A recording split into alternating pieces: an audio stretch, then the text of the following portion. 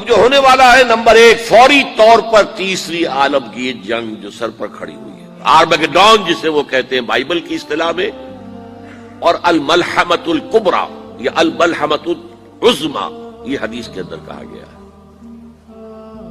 متفق گردید رائے ابو علی بارائے من،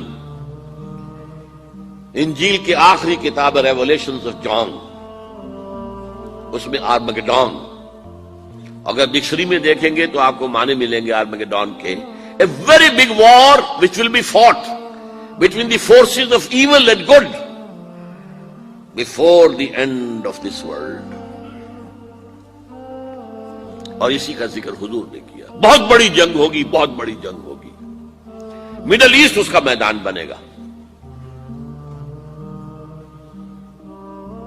اور اس جنگ کے اندر عربوں کا شدید نقصان ہوگا، شدید نقصان ہوگا، شدید نقصان ہوگا، تہس نہس ہوگی۔ حضور نے فرمایا کہ ایک باپ کے اگر 100 بیٹے ہوں گے تو 99 ختم ہو جائیں گے، ایک بچے گا۔ یہ حدیث ہے، کتاب الملاحم پڑھیے۔ یہ ملاحم کسے کہتے ہیں؟ لحم، گوشت کو کہتے ہیں۔ جنگوں میں کیا ہوتا ہے؟ گوشت کے ٹکڑے اڑتے ہیں نا، اسی طرح ملحم کہتے ہیں عرب، سعودی عرب میں آپ نے دیکھا ہوگا قصائی کی دکان جو ملحم ہے، گوشت لحم جہاں پر کاٹ کاٹ کے بیچا جاتا ہے، ملحم۔ تو ملحمہ جنگ کو کہتے ہیں، ملاحم اس کی جمع ہے، الملحمۃ العظمیٰ، الملحمۃ الکبریٰ، یہ 2 الفاظ حدیث میں آئے۔ عربوں پر یہ عذاب کیوں آئے گا؟ سمجھ لیجئے کہ امت مسلمہ اگرچہ پوری مجرم ہے، اس وقت پوری دنیا میں کسی ایک ملک کے اندر بھی اسلام کا نظام قائم نہیں ہے،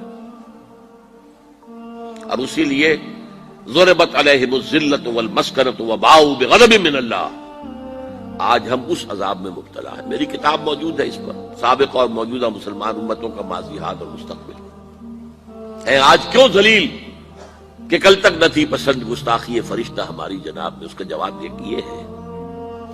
ان میں سب سے بڑے مجرم عرب ہیں، جن کا جتنا اونچا رتبہ ہوتا ہے اتنا ہی پھر ان کی جرم کی سزا بھی سخت ہوتی ہے۔ ازواج مطہرات سے کہہ دیا گیا تھا کہ تم کوئی غلط حرکت کرو گی تمہیں 2 سزا ملے گی، تم محمد کے گھر میں رہتی ہو صلی اللہ علیہ وسلم۔ اسی طرح عربوں میں سے تھے حضور، رسول عربی، رسول ہاشمی، اور نمبر 2 ان کی مادری زبان میں اللہ کا کلام موجود ہے، انہیں اسے سمجھنے کے لیے کوئی مشقت اور محنت نہیں کرنی پڑتی۔ پھر بھی مغربی کولونیل کا بستر جیسے جیسے طے ہونا شروع ہوا اور عرب ممالک آزاد ہونے شروع ہوئے، کسی نے ماسکو کو قبلہ بنا لیا، کسی نے واشنگٹن، اسلام کو کسی نے اپنا قبلہ نہیں بنایا۔ میرے اپنے اندازے میں ہولوکاسٹ جو ہوا تھا پچھلی صدی میں، اس کو 10 سے ضرب دے دیجئے، اتنا بڑا ہولوکاسٹ مڈل ایسٹ میں ہوگا اس ملحمۃ العظمیٰ اور ملحمۃ الکبریٰ کے ذریعے سے۔ بہت برے دن آ رہے ہیں، بہت برے دن آ رہے ہیں، بہت برے دن آ رہے ہیں۔ البتہ اس کے بعد پانسا پلٹے گا۔ اس پانسا پلٹنے کی کیا وجہ ہوگی وہ بھی میں آپ کو بتا دوں۔ مسلمانوں کو دوبارہ فتح ہونی شروع ہوگی، مسلمان پہلے تو یہ سارے عرب ممالک نکل جائیں گے، گریٹر اسرائیل بن جائے گا گویا کہ، عراق ہے، شام ہے، سعودی عرب میں وہ آ جائیں گے مدینے کے قریب تک، مدینے کے اندر داخل نہیں ہو سکیں گے، وہ اللہ کی طرف سے خاص پروٹیکشن سے ہوگی، باقی وہ اپنا گریٹر اسرائیل بنا لیں گے۔ پھر جو ہے there will be a reversal،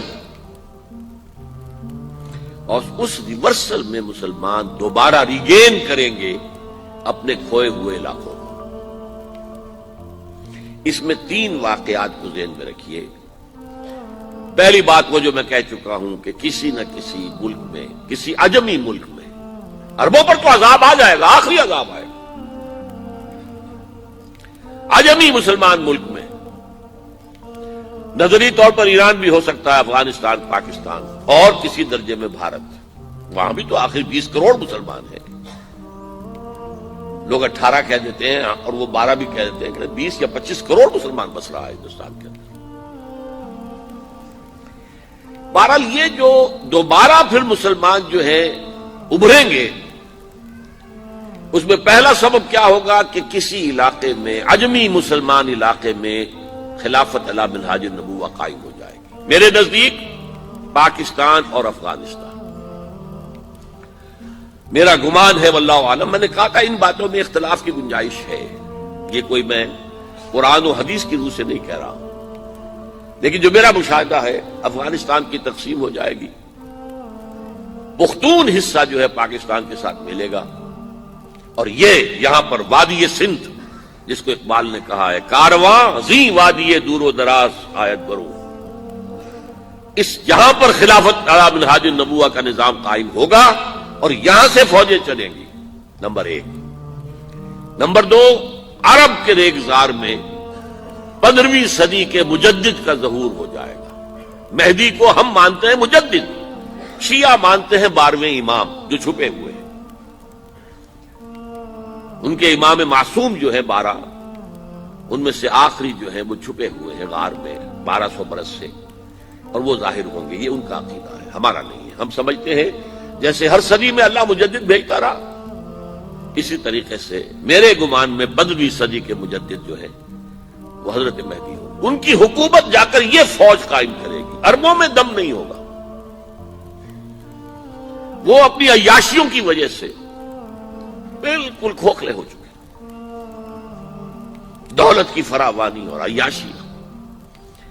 یہ بھی سننے میں آتا ہے دروغ برگردن راوی کہ اگر کوئی فوجی قافلہ ان کا چل رہا ہوتا ہے تو وہ بجائے ٹرکوں میں بیٹھنے کے وہ اپنی کاروں میں بیٹھ کے ساتھ ساتھ چلتے ہیں، وہ ٹرک خالی چل رہے ہوتے ہیں۔ ٹرک کی سختی جو ہے، سخت سیٹ جو ہے برداشت کرنا ان کے بس کا روز نہیں ہے۔ بہرحال یخرج ناس من المشرق یؤتون للمہدی، یعنی سلطان اس کی حکومت کو مستحکم کرے۔ پھر حضرت مہدی کی طرف سے شروع ہوگا معاملہ جہاد، اور یہ سارا جو ملک چھوٹ ہم مسلمانوں کے ہاتھ سے نکل گئے تھے، یہ